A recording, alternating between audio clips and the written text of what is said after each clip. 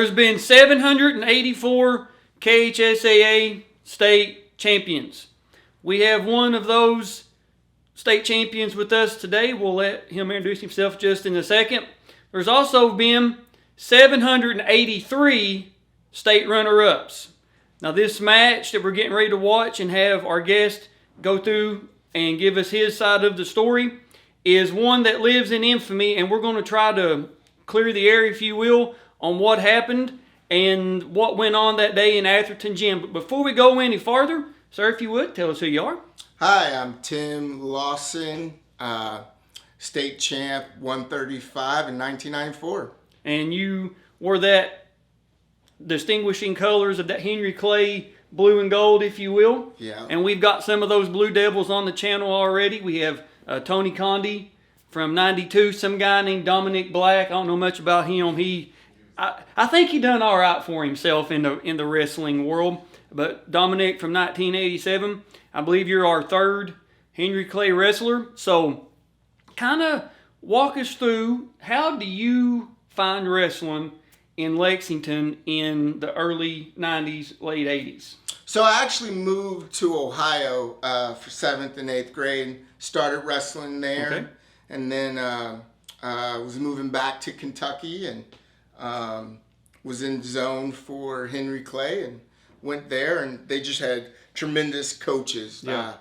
Coach Powell and Coach Headley. I'm not here if it wasn't for them. They were awesome.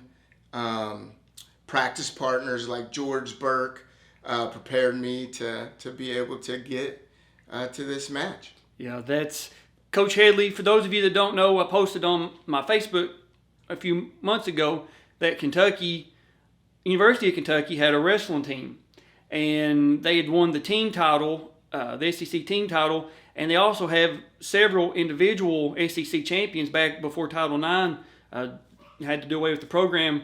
But Coach Headley has, I think, a couple of those SEC individual Joe Carr Sr. from Woodford County has a couple. So there's I would have loved, man, and I know, Title IX come along and I understand all that, but I would love to have been able to say, wear like a Kentucky wrestling shirt like you see, Ohio State wrestling, Penn State wrestling, be known, yes, we're a basketball school, we're a football school, rifle, all that, but it would have been nice just to have a Kentucky wrestling shirt. There's that iconic photo of Coach Carr sitting on the horse at the horse park. I'm like, that's the most Kentucky wrestling thing ever, is Joe Carr Sr. sitting on a horse.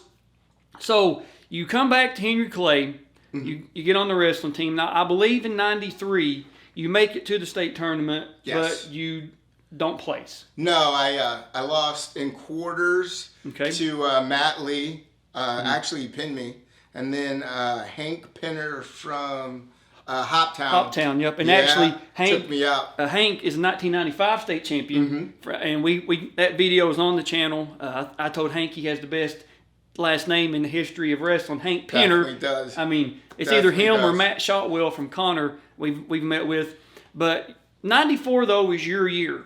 And I love asking this question because how did you go from, and not just for you, but the beauty of one of the beauties of this series, if you will, is you're not always going to be able to get, and I know coaches try, they do their best, I understand that, but not every coach, heck, I never even made it to, I just wrestled 1 year, I never made it to state.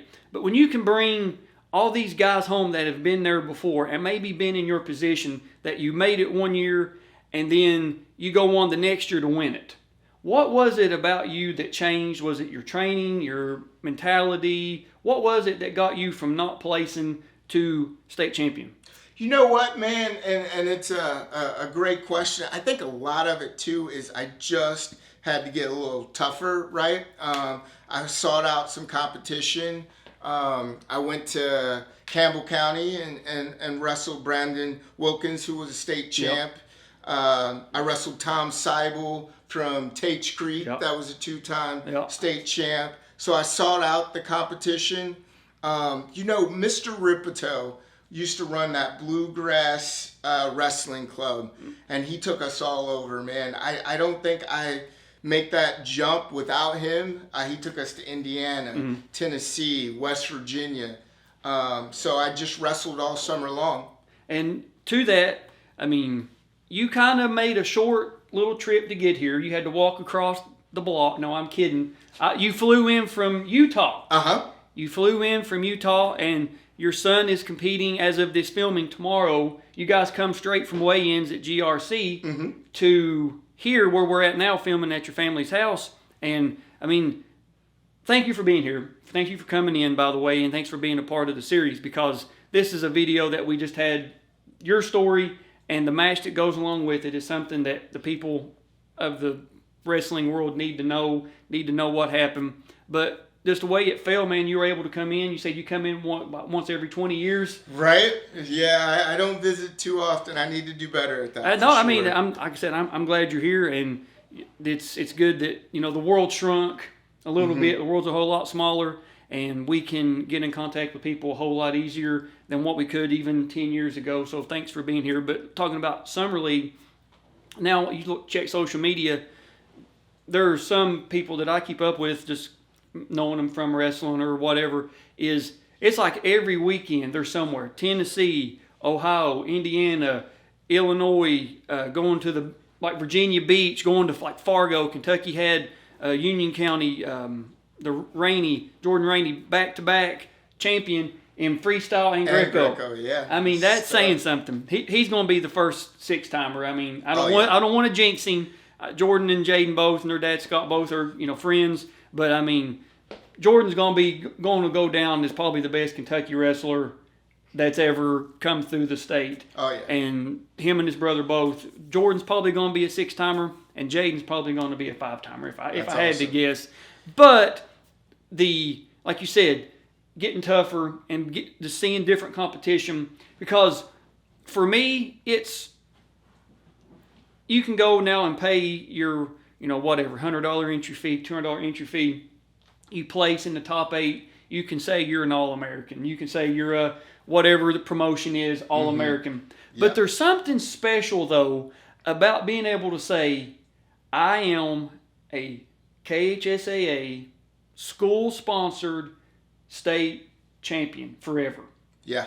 Not that I, you know, went and there was only 3 people in my bracket or whatever the case is, but I am forever on that wall in Henry Clay High School on Fontaine Road over there off Richmond Road. I'm a state champion forever. Yeah. Nobody can ever take that from me. So, like 93, you get there, you don't place, but 94, though, is your year. Let's go through your bracket. And if we're looking up, we got the bracket on, I didn't print it off. I started to screenshot it.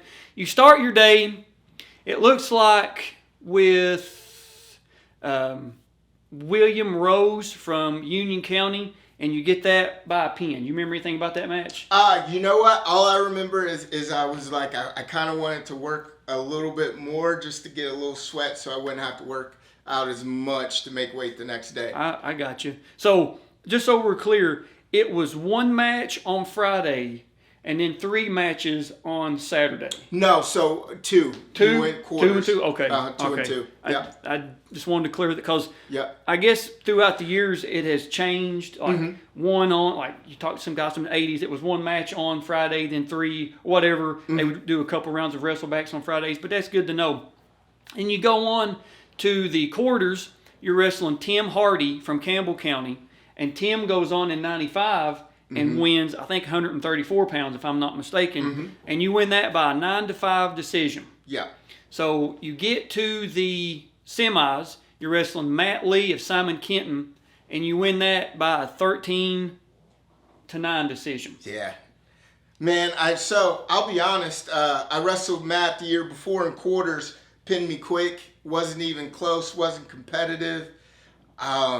I don't remember much about the match at all. I was just in such a zone. Right. Matter of fact, so like the way they did semis is they did it on 4 mats. So the semifinal that was coming off was Tom Seibel. And before they could even raise Tom's hand, I'm already in the middle of the mat trying to take off his anklet. That's how keyed in I was. I'd wrestled his twin up at a weight class at the state duels, Mike, that year, and Mike pinned me too. Yeah. Right? So I was 0-2 versus both twins. And I just remember it was something different. It was something I've never felt before. It was like I just was out of body experience in another world, man. Yeah. I don't remember anything about the match. Kind of like you got your hat on, like on Over the Top when Sylvester Stallone turns that hat around backwards when he's arm wrestling. That's kind of over the top, right? So you get to the finals, and I'm going to let you pronounce his name because I don't want to disrespect his name. You know what? Ty DiBaggio. Ty DiBaggio from Louisville Eastern. Uh-huh. And you were telling me off camera you had wrestled him a couple times. So Yeah. kind of walk us through your matches with him previous. So, started off, I think it's the Capital City Classic, first big tournament of the year. We're in the finals, and I shoot a double. He catches, lat drops me, pins me in 20 seconds. Match over. It happens. And it was quick, man. And, like I was upset. I was mad. Not so much that I lost. I thought I just had more that I could have done in that match. And then we wrestle in the finals of Woodford County. Right. So in Woodford County finals, it was crazy. I won 5-0, but I didn't get a takedown. I had 2 mat returns that I got back points on, Okay. and then I got an escape. And then I wrestled him in the state duels, and it was 1-0, just an escape for me. Mm-hmm. So in 3 matches, I still hadn't gotten a takedown on him. I got you. So you get to the finals, knowing you'd wrestled this guy 3 times before. What's going through the mental faculties of, oh my gosh, I'm in the finals against somebody? Because like in basketball, it's hard. Like you see, like SEC, like Kentucky plays Florida. They play them twice a year. They beat them. They get to the SEC tournament. They play Florida. They beat them, and then you hear all the talking heads. It's hard for a team to beat somebody 4 times in a year. It's hard, for they've got you figured out. So what was your mentality going in to the finals? Man, I wasn't really nervous. Just being in the finals. Like George Burke was also in the finals with me, so we kind of hung out together. And he had a kid that he wrestled before. I had a kid that I wrestled before, and it was really mellow and chill, and it didn't really hit me until we did the lineup, and that's when I think I got nervous. Like I was really nervous then. Once you got to the lineup, yeah. Once that face off, man, this is big time. You know what I'm saying? This is the match. So we have the video. We know you guys are dying to watch it and know what happens. So we're going to get our TV set. We're going to go back to Atherton High School. We'll see you guys in 1994. All right, you guys are seeing what we're seeing. Boys wrestling finals, 135 pounds.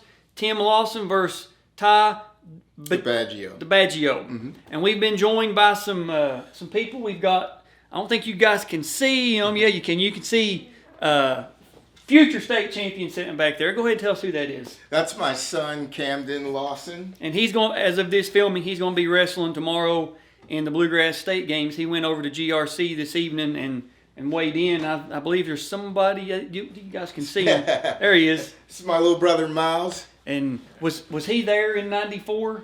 Yes, but he was in diapers. Okay, so it's maybe 2 years old. And how long has it been since you watched this? Man, probably at least 10 years. Okay. My son's never seen it. All right, so we're going to go back to Atherton. You ready? Mm-hmm. Let's go.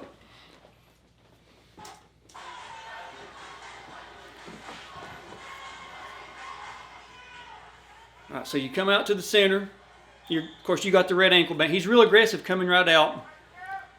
Got that traditional Henry Clay singlet on. Yeah, I would say I wouldn't have the best technique, but I just kept firing off shots, right? Some of them were bad, some of them were out of position, but I was always firing off shots. Right. So, out of bounds. Mm-hmm.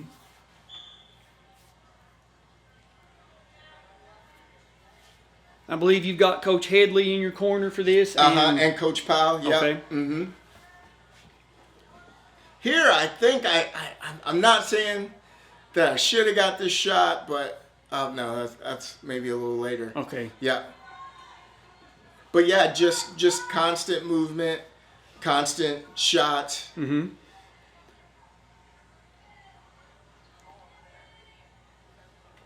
It's like you both, like, of course, this will be your fourth time, so you guys know each other. You know what your strengths are. Yep. Like you're canceling, like playing chess. I know what he's going to try to do here. I'm going to be one step ahead of him. All right, we're out of bounds.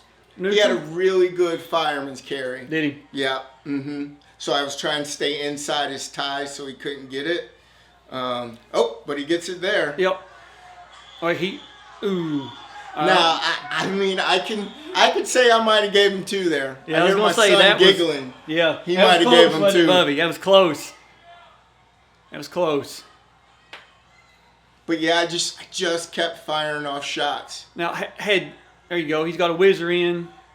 Nothing yet. We're neutral. Had you kind of worked anything in practice? Like, had Headley give you any information or any tips on, like, all right, we're going to put this in our back pocket and save it if we see him again in the finals? You know what? No, I'll be honest. It was like the blueprint was always the same, except for that one time he caught me on my shot. Was just to keep firing shots, try to stay out of his fireman's carry. I did think I was going to turn him because I turned him twice. So. All right. End of the period. I don't mean to interrupt you, but end of the period. Do you remember, did he take down, did you defer? I deferred, he took down. Because I know that was something Henry Clay, Tony said it was always defer. Always defer, yep. Mm-hmm. Now, you're doing a pretty good job on top right, and I was watching editing and stuff, and I was like, you're doing a really good job controlling him right there. He's going to stand up, but you're able to trip that right there. Yeah. So I came back in for that Navy, and that's how I got him at Woodford. I caught him with the Navy, took him to his back, and got a 2 count. So I was trying to do that again. I got you. So you're already back at the 10-foot circle. You're ready to go. He gets set. And at this point, he's never really escaped from me, right? Like, I won 5-0. I won 1-0. Both times I rolled him out, so... I think you just cut him right there. There wasn't he didn't. You just cut him. Yeah, I think I just felt uncomfortable in the position. But then that definitely changes the match now because he had never gotten an escape before. So I just keep shooting. Now, my son would have gave that other takedown. I think I got this one. It's I will say too, if you don't award the takedown, then let's go neutral instead of wasting all this time. Yeah, I was gonna say it.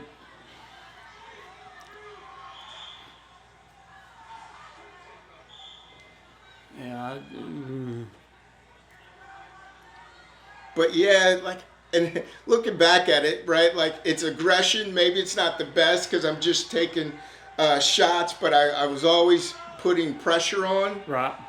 I had a great gas tank. I ran cross country in high school. And I just keep shooting and shooting, hoping to get one. Now, I was watching editing. I was like, man, we need to hit a stalemate right here. Right. Let him go back to. But yeah, we got in a lot of long positions you could have broke to stalemate. We're neutral. But coming forward, taking shots. Coming forward, taking shots. Yep. End of the period. Now I knew I could escape. He never kept me down in any of the matches. And you just crawled over there. I didn't even give a sign. Just I'm going down. Yep. And he does that lift right there, but nothing really comes of it. Still got his hand too. Yep, good hand control. That's something too that's lost nowadays is hand control. This is a little hairy right there. A little nervous. Yeah. Little on the what we doing? What we doing? Yeah. I think I get a fresh start here and. Yep. Go out. Stand up. Hand control. He tries that little nice. That's a nice trip. It was. It was, yeah. And I would say this is probably the longest he's ridden me in any of our matches that we had. I don't know if it was out of bounds or potentially dangerous. That was questionable. I have no clue. All right, so you get your one. We're tied 1-1 in the third period. Mm-hmm. Still firing off shots. Y'all still going. You guys haven't backed up at all. No, it was a very action match. Not really in score, but... All right, he loses his headgear. Yeah, I was like, I got this now. Yep, headgear comes off.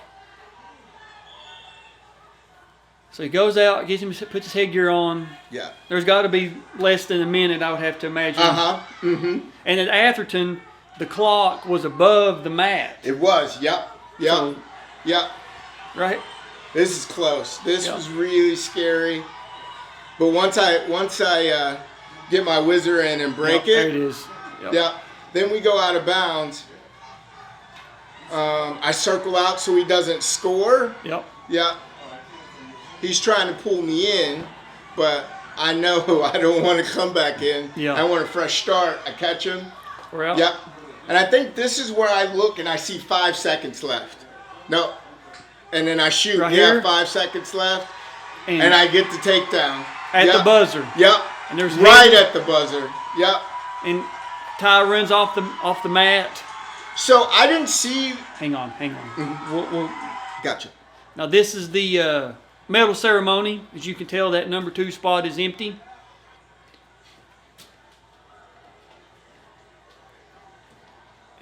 Okay, so you guys have seen the match. You guys are seeing what is in the official KHSAA program. It's got your name, and it's got second place, no place winner. Mm-hmm. I wasn't there. I was 9 years old then. Mm-hmm. So I'm not going to say anything. I've heard the stories. People have, since I posted that on my Facebook, people have messaged me about what happened. I'm not going to give an opinion one way or the other because I just don't know. Mm-hmm. But you were there. Yeah. Kind of walk us through what you remember happening. So I get that takedown right at the end of the period, right? Time runs out. I immediately turn my back and I start walking back to the center. So I don't see him jump over the scorer's table. All I do hear is just a commotion of loud banging and noise, right? I didn't know he got disqualified. They didn't say anything about it until he comes to the award stand. I could say for me, that was a rough thing to see him come up, to see him try to get his medal. They tell him then that he's been disqualified, and you know, like, it was just rough for everybody on that award stand. I think it affected everybody that was there because no one wants to see a kid not get what they worked hard for, what they deserve to get just for, 20 seconds of reaction. Yeah. I will say, man, it was just, he's thinking he's going into overtime. There's 5 seconds left, right? He's already geared towards winning the match in overtime, and for it to end suddenly, I think that's a lot for anybody to take. Yeah, that's watching it before I think we had on Facebook, last year sometime, and watching it because I'd always seen that no place winner, and then I got the video from the archive and was watching it, and I was like, well, there's got to be more to it. Yeah. Like I said, I'm not going to repeat what people have said. I've got tons of messages from people, some good, and let's face it, some not so good. There's been some people that have been like, I can't believe you would do that. I was like, hey, I'm not doing anything. We're just doing their review video. I don't have no ulterior motive other than just telling your story and putting the video footage out there. But also, that you were a junior that year. And I didn't tell you this, but in '95 you go on, you get third place, right? So I've actually got your 1995 medal ceremony. Awesome. And it's we're gonna watch it real quick.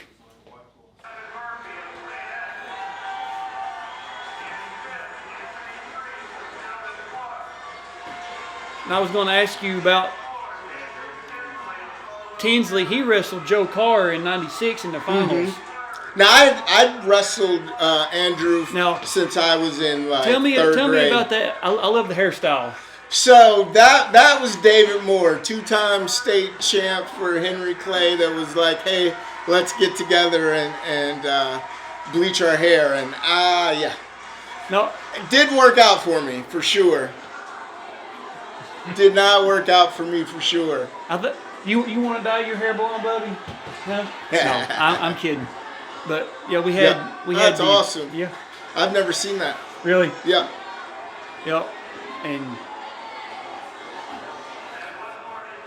That's amazing. yeah, man, I wanted to kind of spring that on you, but Yeah.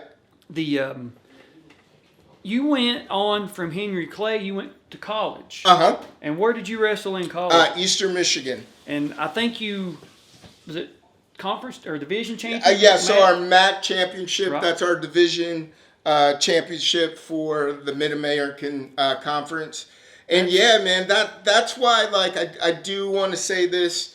I was struggling as a college wrestler. It's the blood round of the conference tournament. If I win, I get to wrestle for 3rd and 4th in the conference, and I'm down. I think I'm down maybe by 4 points, and there's a break in the action, and I kind of checked out the match. I think I've gotten to the point where I can almost like come to the grips that I'm going to lose and I'm not going to place. And I just remember from the stands hearing a voice, a familiar voice that's just like, hey, you're a champ. You could do this. Let's go. Pick it up. And I look over, and it's Ty. It's Ty DiBaggio. Yep. And he's rooting me on and cheering for me. And I don't know if it was just the familiarity or what, but totally changed my outlook. I had energy. I ended up winning that match. I ended up placing at conference. So for me, he's always going to be somebody that I think is a great person, right? Right. And he didn't have to do that. He didn't have to do any of that, and he did. You know, you just can't judge a person on 20 Right. seconds. I'm so glad you said that. You know, it's nowadays you see somebody will put out a tweet and they probably shouldn't have put it out, or they say something on, they dig up a video from God knows when, and they're like, oh, and people try to do the cancel culture or whatever. You can't do that. You can't judge somebody on 15, 20 seconds of just the emotions getting the best of you. Yeah. And so, but for Eastern Michigan though, how did you place in that? I ended up getting 4th. I ended up getting 4th. Like throughout your conference. years. Oh, so that was the only time I placed. Okay, 4th. Yep. Now, did that mean you get to go on to the NCAA? You had to be a champ to win Okay. it back then. I got you. They didn't have it. Yeah. And what year would that have been? Just That would have been 98. 98. Okay. Yeah, 98. Yeah. And so that was phenomenal. Being able to place in any conference, Division One is you've done something. I mean, you really have, and it's it's good that we've been able to get your match on the channel, your story on the channel, and I'm glad you were able to come in and we were able to work it out. We can meet up today. So, you have anything to wrap this? Yeah, man, I want to give you your props, man. What you're doing is awesome. Like we always hear the names, we always hear the legends, but being able to put faces to those, hear the stories, see the matches. Thank you for all that you do. No problem. I'm glad, like I said, I'm glad you were here and your son got to watch it, and now we can always have the video and we can keep up with him in Utah. What shirt are you wearing? So this is the high school that I coach at. It's Brighton High School in the Salt Lake City area. Salt Lake is wrestling pretty big in Utah. It is, right? I think what helps is, the Sandersons are all from there. And so a lot of them have moved back and started clubs. So it's pretty good. That's a good family to have in your for sure. in your lineage. For sure. Well, that's all we got. I do want to say that no matter how you feel about what happened after the match, any negative comments or anything like that will be deleted. We're not going to fuel that fire because it's 29 years ago as of this filming. So the beef is not with me. The beef is not with Tim. Nope. The beef is not with Ty. The beef is not with KHSAA. It happened. There's not really a whole lot we can do about it. We just wanted to get the story out, get the footage out there, and you guys can do with it what you will. But like I said, we're not going to keep any negative comments on the channel, on the video, or anything like that. If it's just not, that's not what this is for. So, but that's all I got. Thank you guys for watching, and we'll see you guys on the mats in Kentucky and maybe in Utah.